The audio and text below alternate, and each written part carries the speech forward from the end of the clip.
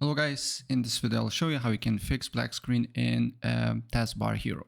So first of all, completely close the game. It should not be running. Then right click on it, go to properties, install files, browse. Then new window will appear. You need to look for Task Bar Hero exe.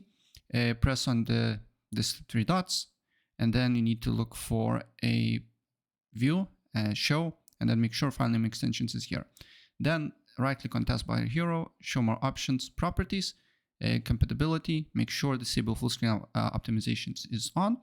Then the next step what you need to do here is to press on change high DPI settings, and then you need to press override high DPI scaling behavior and make sure it's application selected. Okay, apply, okay, and then run the game and it should be no problems. So let's try it again. As you can see here, now it's loading up, Task Bar Hero. And as you can see, now it's working perfectly fine. So yeah, that's basically it. And if I help you out, please press like and subscribe for more.